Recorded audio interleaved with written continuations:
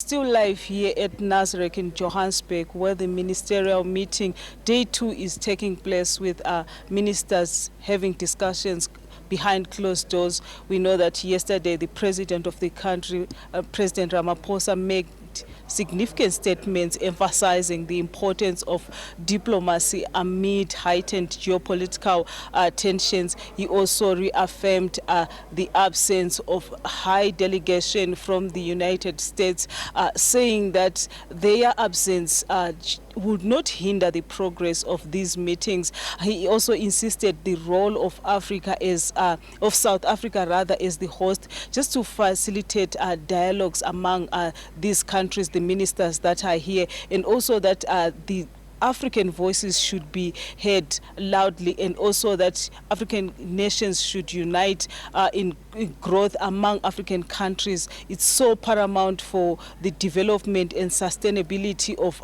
African countries in this global landscape. But let's take a listen to what Crispin Piri, the spokesperson for Minister of International Relations and Cooperation, what he had to say.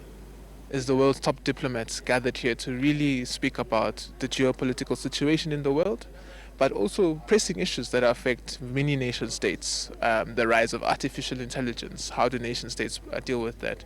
The need for food security amongst African countries are examples of what South Africa's G20 presidency want to tackle, and those are the discussions that are currently underway at the moment. On the geopolitical situation in the world, we've seen a number of countries agreeing that the conflicts in Palestine, Gaza, the DRC, Sudan, and the Ukraine, we need to find a peaceful resolution to those conflicts, and there's a general consensus around that in the room. Judith, it's quite a clear message from South Africa that Africans' interests and ambitions cannot be sidelined in these discussions that are happening here. There's also a strong commitment to bringing African perspective to the forefront, and also making sure that they reinforce everything, especially when it comes to global powers.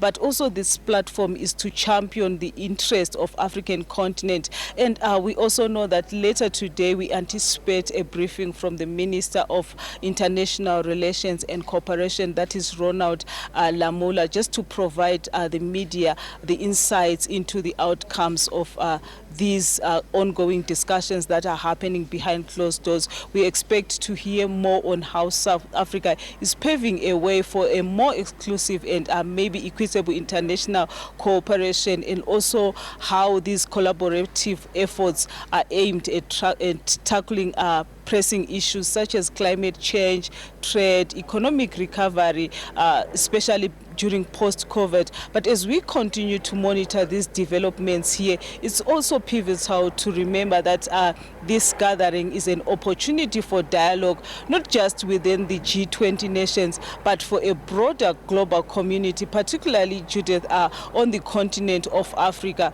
So, Judith, we continue monitoring these discussions rather that are happening here, and I will get back to you and our viewers just to give an update after these discussions are done. It's now back to you in the studio, Judith.